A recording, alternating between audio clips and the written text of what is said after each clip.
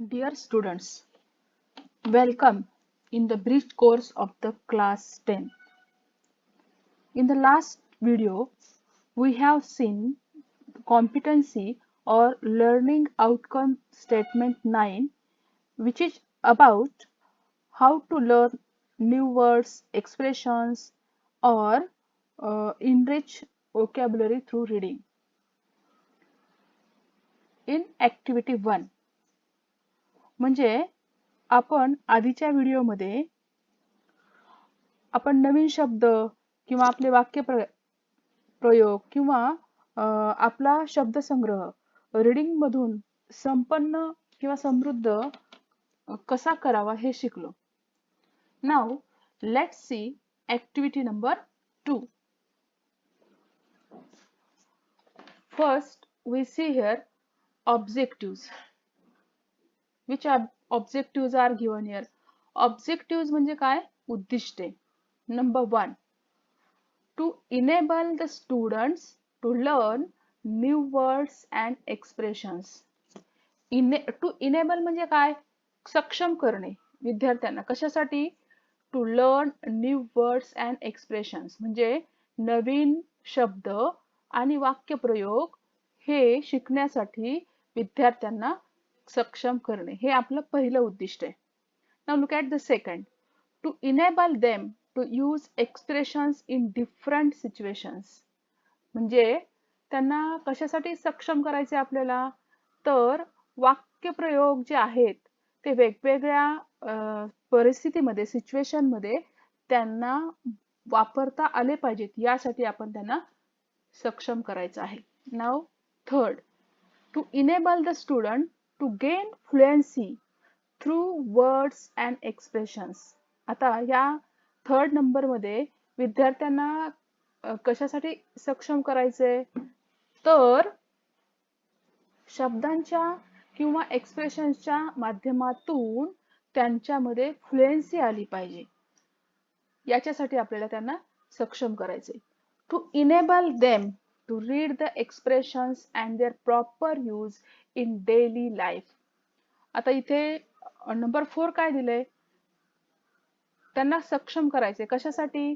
To read the expressions and their proper use in daily life. आपल्या दैनंदिन जीवनामध्ये जे एक्सप्रेशन्स आहेत ते फक्त वाचायचेच नाहीयेत, तर त्यांचा योग्य ठिकाणी आपण उपयोग करण्यासाठी विद्यार्थ्यांना सक्षम करणे हे आपलं ऑब्जेक्टिव्ह आहे. To develop their thinking skills by doing different activities. त्याचप्रमाणे काय करायचे आपल्याला? विद्यार्थ्यांनी त्यांचं डेव्हलप करायचे काय? थिंकिंग स्किल जी आहे त्यांची ती डेव्हलप करायची आहे. कशाच्या माध्यमातून? बाय डुईंग डिफरंट ऍक्टिव्हिटीज म्हणजे वेगवेगळ्या ऍक्टिव्हिटीच्या सहाय्याने त्यांच्या जी थिंकिंग स्किल आहे ती डेव्हलप करणे, ती विकसित करणे हे लास्ट ऑब्जेक्टिव्ह आहेत. म्हणजे असे 5 ऑब्जेक्टिव्ह इथे दिलेले आहेत. Instruction for teachers and parents आपण थोडक्यात पाहूया. बघा, first, check whether the students are reading expressions properly with proper tone. म्हणजे काय करायचंय की विद्यार्थी जो वाचन करतोय ते जे एक्सप्रेशन्स वाचतोय ते प्रॉपरली वाचतोय का किंवा ते योग्य टोन देतोय का ते वाचत असताना.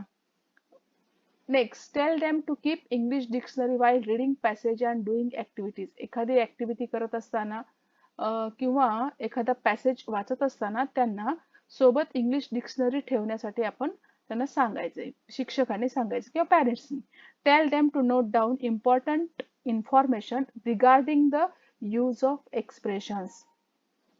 म्हणजे एक्सप्रेशन्सच्या वापराच्या संदर्भात जर त्यांच्याकडे काही अधिक माहिती असेल, महत्वाची माहिती असेल, ती त्यांना नोट डाऊन करायला सांगायचे. Observe their confidence to take a part in the given activities in the group. त्याचप्रमाणे एखाद्या ग्रुपमध्ये तो विद्यार्थी किंवा ते विद्यार्थी सहभागी होतात की नाही याचं निरीक्षण करायचं आहे. Let them try to guess the meaning of expressions of their own. काय करायचंय की त्यांनी जे एक्सप्रेशन्स वापरलेले आहेत त्या एक्सप्रेशन्सचं मीनिंग त्यांना स्वतः त्याचा अंदाज लावण्याचा त्यांना प्रयत्न करू द्यायचा आहे. Observe the pronunciation of their reading words and expressions. त्याचप्रमाणे त्यांचे जे वाचन करत असताना ते रीडिंग वर्ड्स कसे त्याचे प्रोनाउन्सिएशन करतात, एक्सप्रेशनचा उच्चार ते कसे करतात, याच्याकडे सुद्धा निरीक्षण याचं म्हणजे याच्याकडे लक्ष ठेवायचं किंवा निरीक्षण करायचं. आता बघा, इन्स्ट्रक्शन फॉर स्टुडंट्स. आता हे आपल्याला जास्त महत्वाचं आहे. Read all the expressions carefully and try to get the meaning. म्हणजे ते दिलेले जे एक्सप्रेशन्स आहेत ते काय करायचे, काळजीपूर्वक वाचायचे विद्यार्थ्यांनी आणि त्यांचा अर्थ समजून घेण्याचा प्रयत्न करायचा आहे. Listen the expressions attentively to understand the meaning. मग म्हणजे जे एक्सप्रेशन्स आहेत ते लक्षपूर्वक ऐकायचे. कशासाठी? तर त्यांचा अर्थ समजून घेण्यासाठी. Guess the meaning of expressions and share with your partner. म्हणजे तो जो वाक्यप्रयोग आहे किंवा एक्सप्रेशन जे वापरलेलं आहे त्याचा मिनिंग गेस करायचा आहे आणि ते आपल्या पार्टनर सोबत सुद्धा त्याचा अर्थ शेअर करायचा आहे. Keep any good English dictionary with you. विद्यार्थ्यांनी सोबत एखादी इंग्लिश डिक्शनरी सोबत ठेवायची. Complete all activities as per given instructions. जशा सूचना दिलेल्या असतील, इन्स्ट्रक्शन्स दिलेल्या असतील त्याप्रमाणे ती ऍक्टिव्हिटी त्यांनी कम्प्लीट करायची विद्यार्थ्यांनी. आणि take down all important points in your notebook. आणि हे सगळे इम्पॉर्टंट पॉइंट तुम्ही तुमच्या नोटबुक मध्ये लिहायचे आहेत.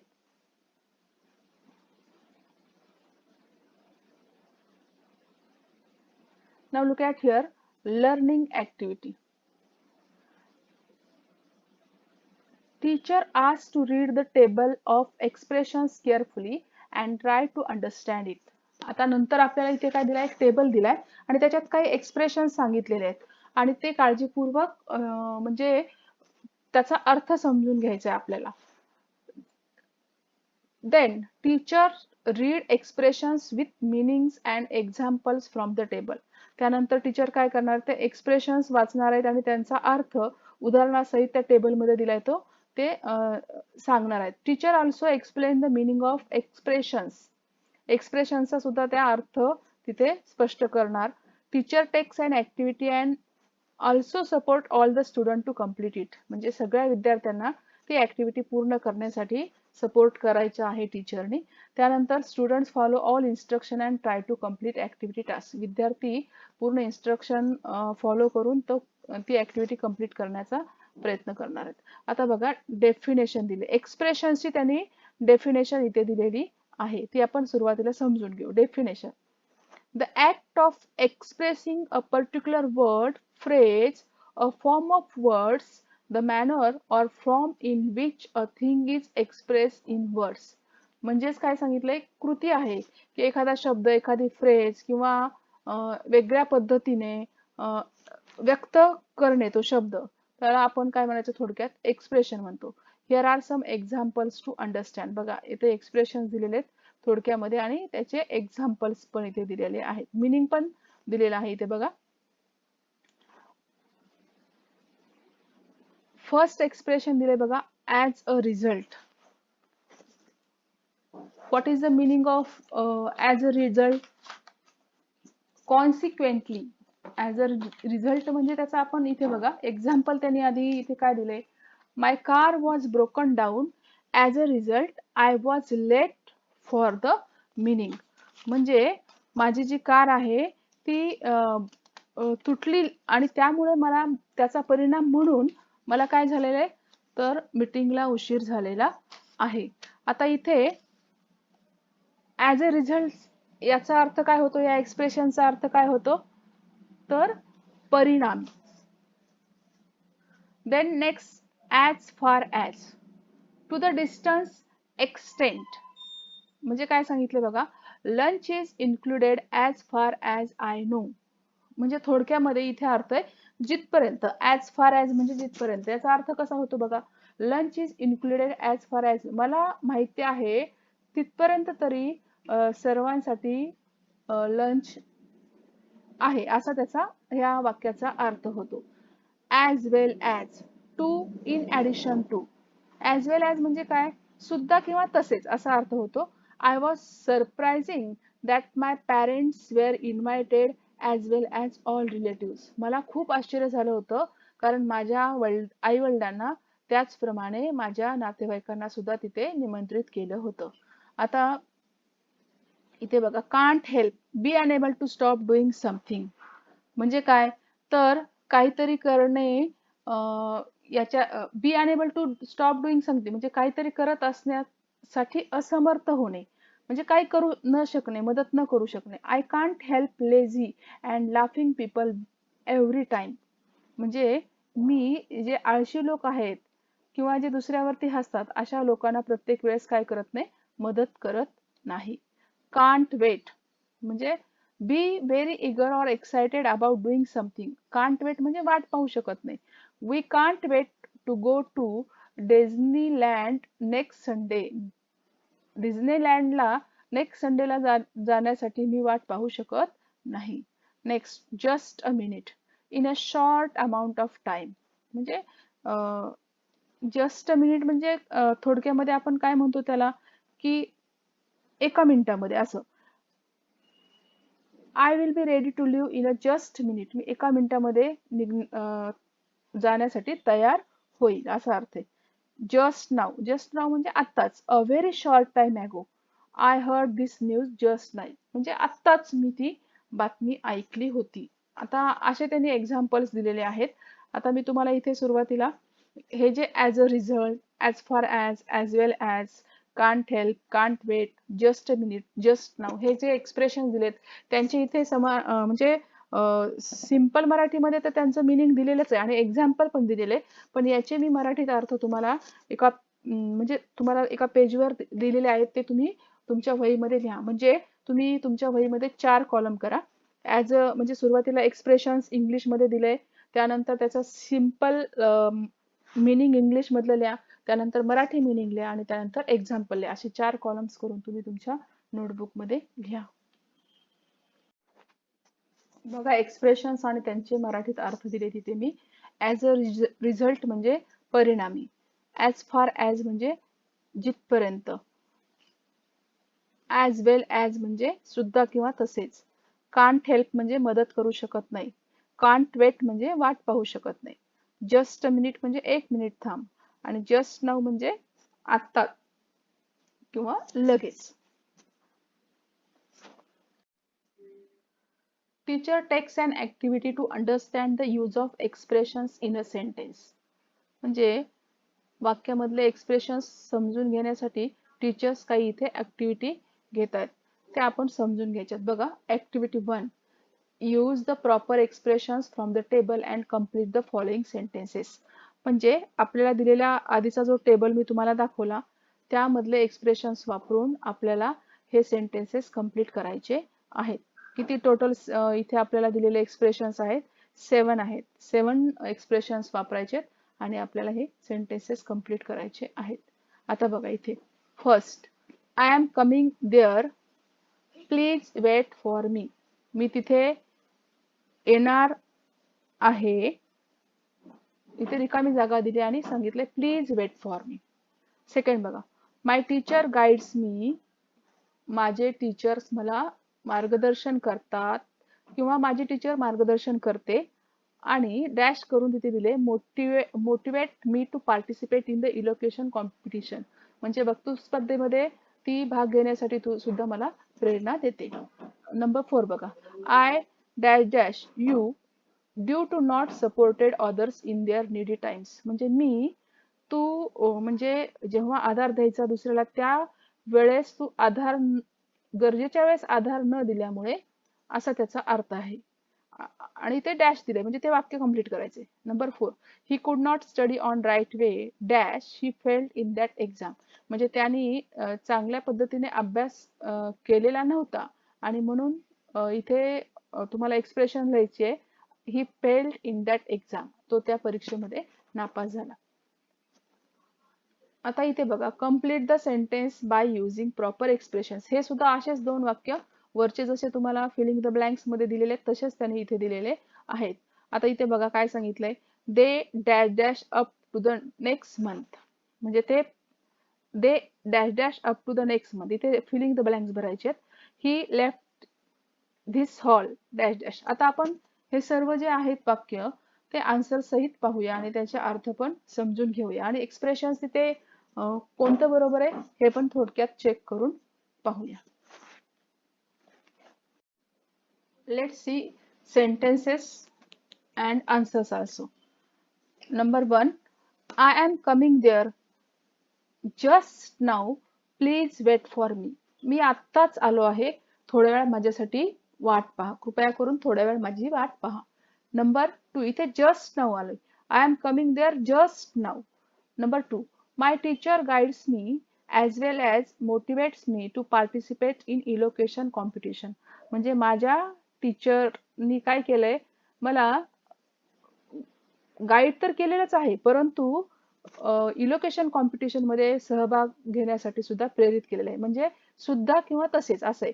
म्हणजे गाईड तर केलंच, तसेच त्यांनी मला इलोकेशन कॉम्पिटिशन मध्ये पार्टिसिपेट होण्यासाठी मोटिवेट केलं. म्हणजे इथे कोणता आपण एक्सप्रेशन्स वापरलं, इथे ॲज वेल ॲज. त्यानंतर बघा third, I dash dash you due to not supported others in their needy times. म्हणजे त्यांच्या गरजेच्या वेळेस तू त्यांना मदत केली नाही म्हणून मी तुला मदत करू शकत नाही. आय कांट हेल्प यू असं वाक्य ते. वाक्याला अर्थ जेव्हा तुम्ही एक्सप्रेशन्स लिहिता तेव्हाच तिथे लागतो. तुम्ही दुसरं एक्सप्रेशन्स तिथे जर लिहिलं आणि वाक्याचा अर्थ बघितला तर तो अर्थ योग्य वाटत नाही आणि त्याच्यावरनं आपण वाक्याच्या अर्थावरनं आपण तिथे गेस करायचं आहे की कोणतं एक्सप्रेशन तिथे बरोबर आहे. नंबर 4 बघा, he could not study on right way as a result he failed in that exam. म्हणजे काय झालंय, परिणाम झालाय की त्यांनी त्या योग्य पद्धतीने त्यांनी त्याचा अभ्यास केला नव्हता आणि त्याचा परिणाम म्हणून तो परीक्षेमध्ये काय झालाय, नापास झालाय, फेल झालाय. इथे कोणतं येईल, ॲज अ रिझल्ट. नेक्स्ट बघा आता number 5, the dash dash up to the next month. म्हणजे काय करू शकत नाहीत ते, the can't wait up to the next month. ते पुढच्या महिना येईपर्यंत वाट पाहू शकत नाहीत. He left this hall just a minute. एका मिनिटापूर्वीच त्याने तो हॉल सोडलेला होता. म्हणजे असे तुम्हाला इथे काय दिलेले आहेत, सेंटेन्सेस दिलेत आणि त्यांचे तुम्हाला एक्सप्रेशन्स लिहायचे आहेत आणि ते कम्प्लीट करायचे आहेत. Let's see now practice. Teacher takes all expressions from the table and tells students to make the proper sentence with the help of expressions. आता जसे आपल्याला उदाहरणं सांगितली होती तशी तुम्ही स्वतः प्रयत्न करा. मी या एक्सप्रेशन्सचे तुम्हाला मराठीत सुद्धा अर्थ दिलेले आहेत. तुम्ही स्वतःचे वाक्य इथे समोर 4 करण्याचा प्रयत्न करा आणि ते वहीमध्ये लिहा. आता बघा, extension activity, parallel activity, reinforcement. आता इथे बघा, teacher instruct students to read the following passage and complete it using with proper expressions.